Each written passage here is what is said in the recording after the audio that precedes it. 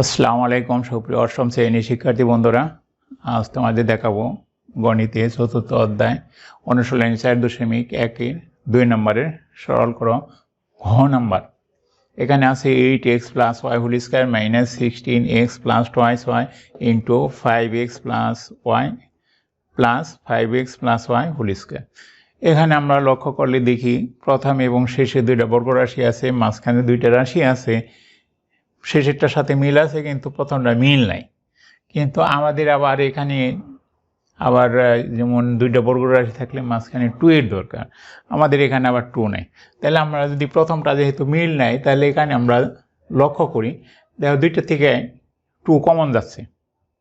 তাহলে 2 যদি কমন যায় তাহলে 2 দিয়ে ভাগ করলে 8x হয়, 8x এটার সাথে মিলে, তাহলে এখানে y হয়, yটা এখানে মিলে যায়। তাহলে আমরা কি করব, এটাকে 2 কমন নেব।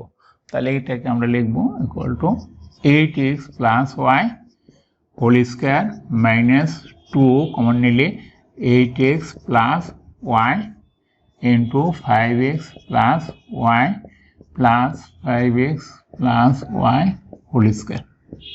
তাহলে দেখো বন্ধুরা, এখন একটা আছে, দুইটা বর্গরাশি আছে, মাঝখানে দুইটা, এই দুইটার সাথে মিল আছে। তাহলে আমরা এখানে এটার যদি এ ধরি, এটার বি ধরি, তাহলে A square minus 2ab plus B square, A plus B whole স্কোয়ারে সূত্রে যাবে। তাহলে আমরা এখানে ধরি 8x plus Y equal to A এবং 5x plus Y equal to B. প্রদত্ত রাশিমালা